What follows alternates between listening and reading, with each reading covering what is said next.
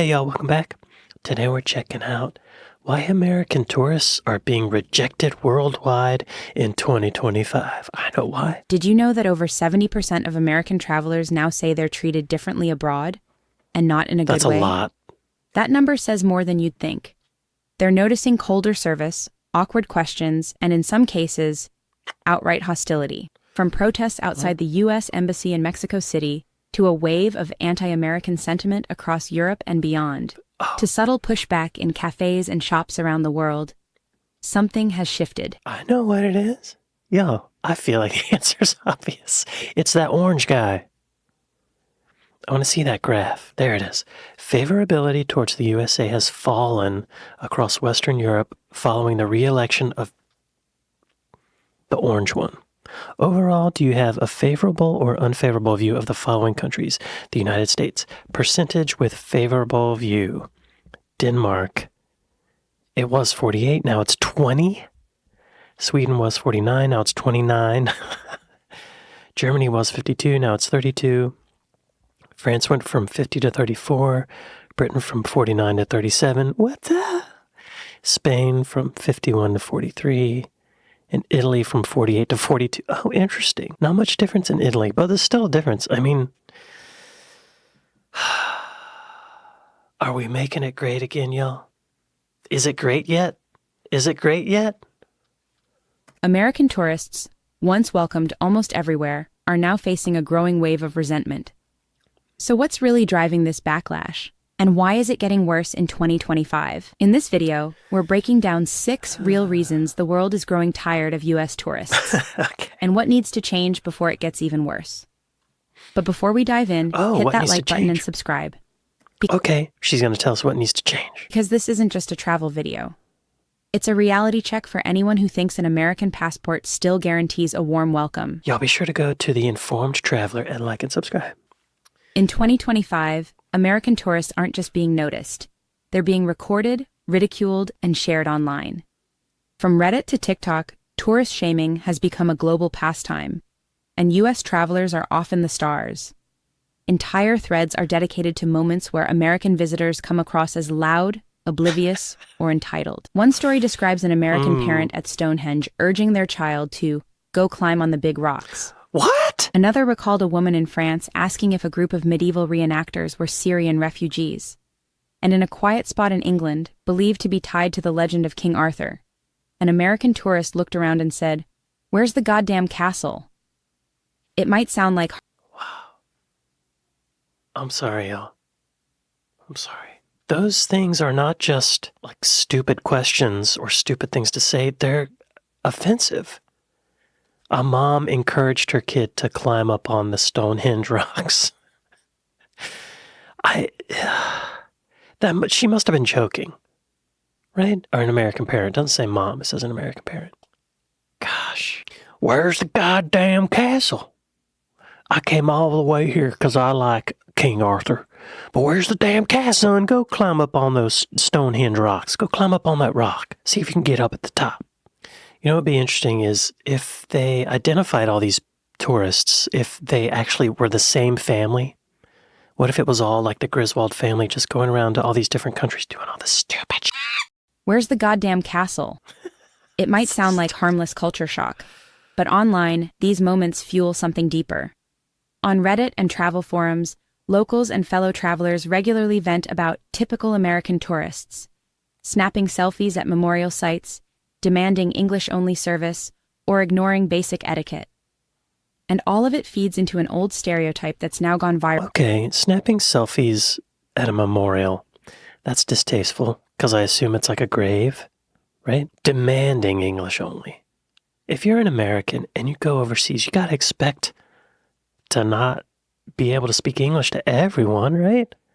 That's why we have Google Translate. Even if you have the AirPods, they'll translate in real time for you, I think, right? Come on, y'all, let's get it together. Or ignoring basic etiquette. And all of it feeds into an old stereotype that's now gone viral again. The ugly American. Loud, entitled, and culturally unaware. This isn't about one rude traveler or one awkward moment. It's about a global perception that's building, one post at a time. And in 2025, every overlooked misstep is a potential headline. For American tourists, the margin for error is shrinking, and the world is no longer looking the other way.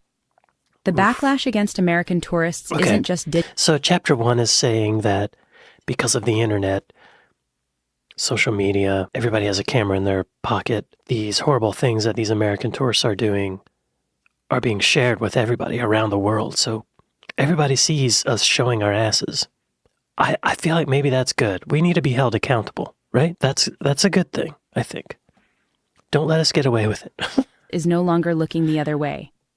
The backlash against American tourists isn't just digital. It's happening in the streets.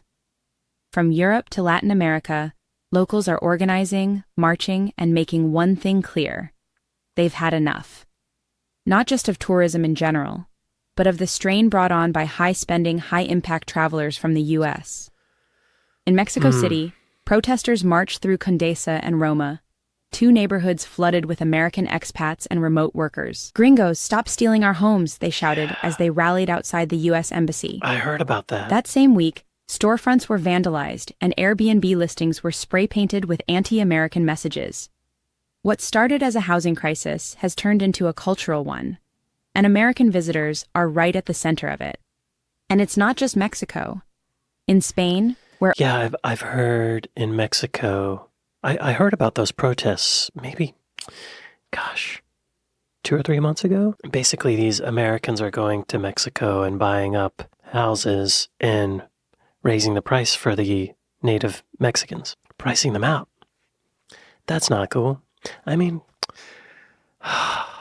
part of me feels like that's the market. That's how it works. But the other side of me is like, that's really uncool. Let's not do that. And it's not just Mexico. In Spain, where overtourism protests have become a near-weekly occurrence in cities like Barcelona and Mallorca, the U.S. Embassy issued a public alert to American citizens. The warning advised travelers to avoid large gatherings tied to anti-tourism sentiment and tensions related to the Middle East. Two flashpoints where U.S. involvement is often front and center. Hang on, I'm sorry. These signs are amazing. To the Middle East.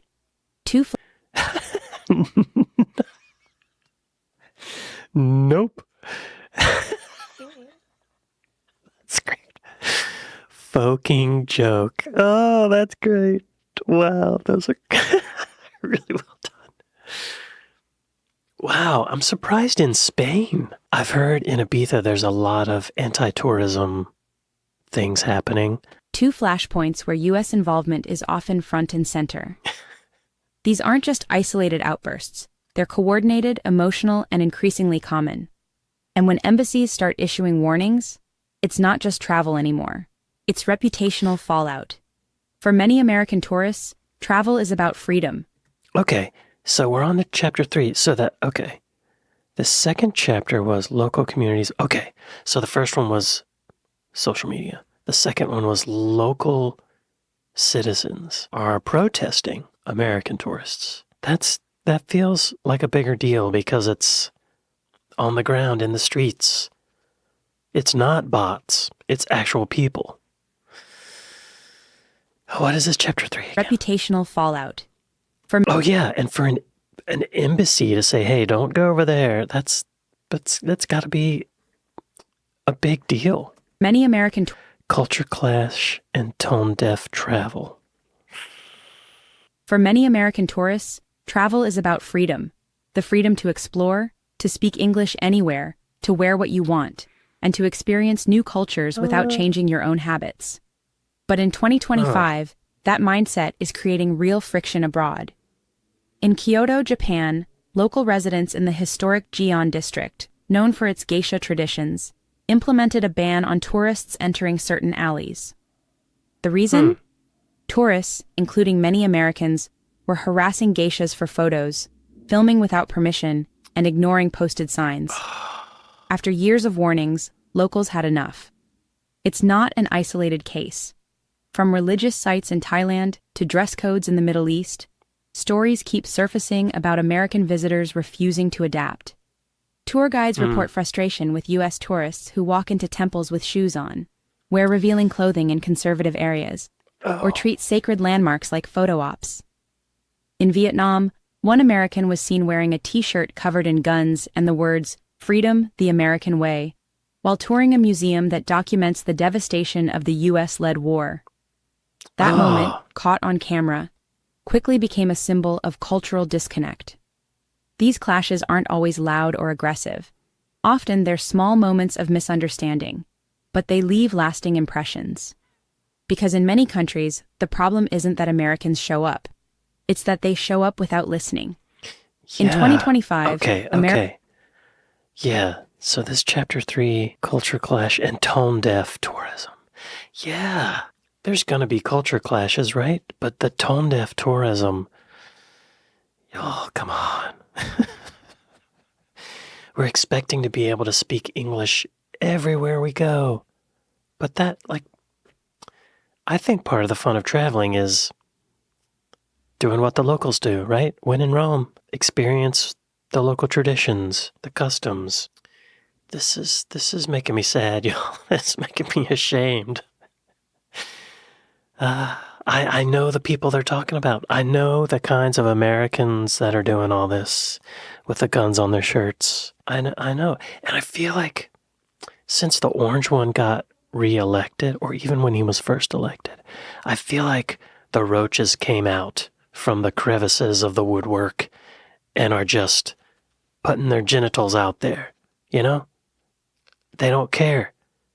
Before that, I feel like there was a sense of tamping it down, like, just be cool. But now they're just letting it out. It's like a real lack of empathy, lack of compassion, lack of manners. People are just rude. I wonder if part of that is the pandemic. People kind of lost the skills of how to be social. And then when the orange one came around, it gave them permission to not care about losing that skill. I'm sorry, y'all. Show up. It's that they show up without listening. In 2025, American tourists are no longer just traveling. They're representing a country the world is rapidly losing faith in. In Canada, just 19% of people believe the US will have a positive influence on the world, a historic low for America's closest ally. In Germany, favorability has plunged since the 2024 election. And across Europe, the message is clear. More countries now view the US negatively than ever before. Even more shocking? According to the Democracy Perception Index, China is now viewed more favorably than the United States in most of the world. It has to be these tariffs, y'all. That has to be a big part of it. These damn tariffs, which I'm hoping will be determined to be illegal very soon. Okay, so with all this tariff stuff going on, I've learned that only Congress can enact tariffs. And yet the orange one just declares these tariffs, and the people that enforce the tariffs say, okay. What? Where's where's the people who enforce this stuff? Where's the people who say, no, you can't do that, right? How can you just do stuff and everybody follows along? Okay, we'll pay that. Okay. But I just saw in the news today that Costco is suing the orange one for tariff money. He's going to have to pay it back. We don't need a new ballroom. A reversal that would have been unthinkable just a few years ago. Yeah, I can't believe it. These aren't just numbers, China? They're signals. And American tourists are caught in their shadow. Today, U.S. travelers are being advised to avoid political clothing, skip controversial topics, and even soften their accents in tense environments. That's good advice all the time, right? Some are coached on how to respond to loaded questions abroad. Others quietly claim they're Canadian, just to avoid uncomfortable conversations. Because in 2025... Yeah, I'm a Canadian. How y'all doing over there? They're Canadian, just to avoid uncomfortable conversations. Because in 2025, saying you're American doesn't always spark curiosity. It can spark judgment or silence. Tourism used to be about where a punch to the face. You're going. Now, for American visitors, it's just as much about what you're bringing with you. A reputation the world no longer overlooks. One of the clearest signs that the world is rethinking... On to chapter 5. Chapter 4 was the political. I feel like that's most of it, right? No, it's not most of it. Maybe there should be a passport test. In order to get a U.S. passport, you have to prove that you're not a dumb ass. Right? Maybe you should have to take a test that shows some level of awareness of the rest of the world and also a temperament test. Let's do that. Visa restrictions and entry typing. Okay. A reputation the world no longer overlooks. One of the clearest signs that the world is rethinking American tourism, it's showing up in visa rules. For decades, U.S. passport holders enjoyed near universal access. No paperwork, no questions, just a stamp and a smile. We don't anymore? But now, countries are quietly rewriting the rules. What? Brazil, once visa-free for Americans, has reinstated entry requirements in 2025. Brazil. Across Europe, the long-delayed ETIAS system is finally moving forward, forcing Americans to apply in advance just to visit. Even the UK, one of America's oldest allies, now requires pre-authorization before entry. What? These aren't just technical updates. They're symbols of something deeper. Dang. The world's trust in American travelers is slipping. And that shift doesn't end with a form. U.S. tourists are reporting longer lines, extra screening, and more probing questions. Not about what's in their bags, but about what their presence means. Embassy warnings now urge Americans to avoid politically sensitive areas, not because they're unsafe for everyone, but because they might not be safe for you. Because in 2025, the borders haven't just changed on the map. They've changed in the way Americans are seen. And for travelers used to being waved through, the hesitation says everything. Yeah. I'm surprised about that UK thing. Europe too? Brazil? Kinda, yeah. Dang. I didn't know there were official changes to entry. What was that? ETS? Is that what she said? Across Europe, the long-delayed ETS system is finally moving forward. Is that just like entry stuff? Global Education and Talent Solutions. I don't think that's it. European Union Emissions Trading System. Oh, no, that's not it. Oh, maybe that is it. It's a climate thing. Cap and trade. Yeah, this is making me sad. I'm sorry, y'all. I'm sorry we're a bunch of dumbass. Reporting longer lines, extra screening, and more probing questions. Not about what's in their bags, but about what their presence means. What are you going to do? Embassy warnings now urge Americans to avoid politically sensitive areas, not because they're unsafe for everyone, but because they might not be safe for you. Because in 2025, the borders haven't just changed on the map. They've changed in the way Americans are seen. And for travelers used to being waved through, the hesitation says everything. That's huge. For years, locals adjusted. They put up with rising prices, tourist menus, and foreign-owned Airbnbs, all in the name of economic growth. But in 2025, many feel they've reached a breaking point. In cities like Lisbon, Tulum, and Athens, entire neighborhoods were reshaped around the needs of American visitors. Family-run cafes turned into Instagram-friendly brunch spots. Markets replaced local goods with souvenirs. Long-term rentals vanished, replaced by short-term listings priced for remote workers from New York or LA. At first, it felt like opportunity. Now it feels like erasure. Locals describe the shift as slow but relentless, their cities becoming more profitable as destinations than as communities. And while Americans may see charm, affordability, or escape, residents are seeing something else: displacement. Right. Even those who depend on tourism feel conflicted. Yes, the dollars help. But the daily cost, in housing, culture, and identity, keeps rising. And increasingly, the frustration is directed at those who can afford to visit while locals struggle to stay. Because what used to feel like sharing a place now feels like losing it.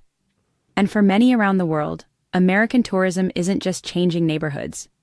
It's pushing people out of them. After everything we've seen... Yeah. This is similar to the thing happening in Mexico, isn't it? Tourism and economic strain. I didn't think about the Airbnb thing, the rentals going from long-term to short-term. That's a big deal. Instead of having a local who can rent that place and live there and work there, it's some different American every week. I guess they could charge more money for that, but there's probably some times a year where it's empty, where there's nobody renting it. Maybe it's time. Maybe it's time for us to face the consequences. You know?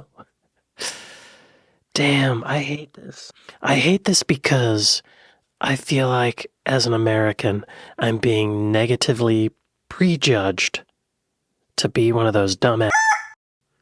Maybe I am and I don't realize it. I don't think I am. But I might be. I've been known to drink a few pints and get loud and obnoxious. Maybe that's me. I am hopeful, though, that things will go back to the way they once were. Damn it. Neighborhoods. Okay, chapter 7. It's pushing people out of them. After everything we've seen, one thing is clear. The world isn't rejecting American tourists because they're American. It's rejecting the behaviors that come with them. And that means this story isn't finished. It can still change. Yes. Travelers today are being told to dress more modestly, avoid loud political conversations, and leave the flag gear at home.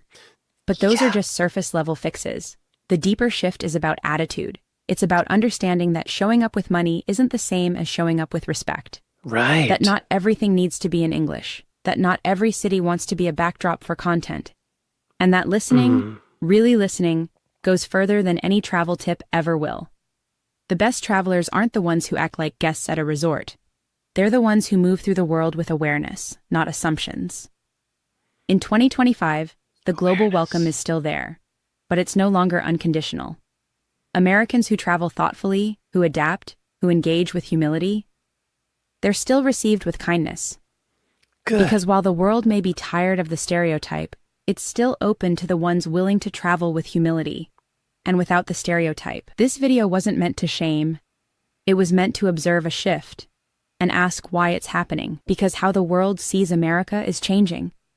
And how it sees American tourists might just be the most visible symptom of that shift. So the next time you travel, ask yourself, are you just passing through? Or are you paying attention? If you've had a different experience abroad, better, worse, or unexpected, drop it in the comments. We're reading everyone. And if you found this video thought-provoking, consider subscribing. Because this conversation isn't over.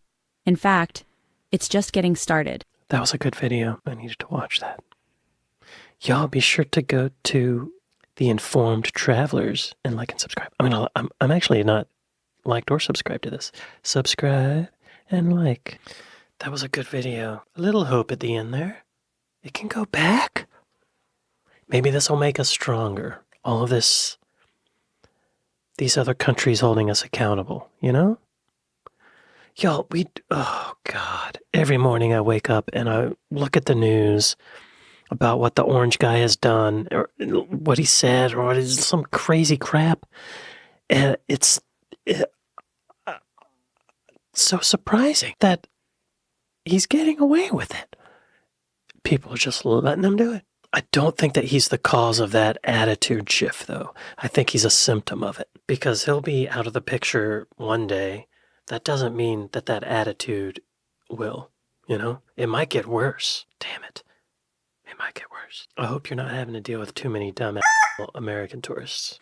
I think a lot of it is our education system is very American-focused. And we think that the whole world is American-focused. We think America's the greatest country in the world. We just, it can't possibly be number 2 to anyone. And that is ingrained in everyone's minds. And they think, I'm an American in this foreign country. They think I'm a celebrity. I'm American. How dare you ask me to speak French? How dare you try to speak Spanish to me? Or an Italian, German, what? I'm an American, you know what I mean? Anyway, I hope this is all changing for the better. If you see a loud, obnoxious, dumbass American tourist, maybe be kind, make them aware of their shortcomings, and, hopefully they'll be cool about it. Well, y'all, thanks for watching this very dark and sad video with me. I'd like to thank my patrons. I'd like to thank my Buy Me a Coffee folks. Thank y'all for watching this with me, and I'll see y'all next time.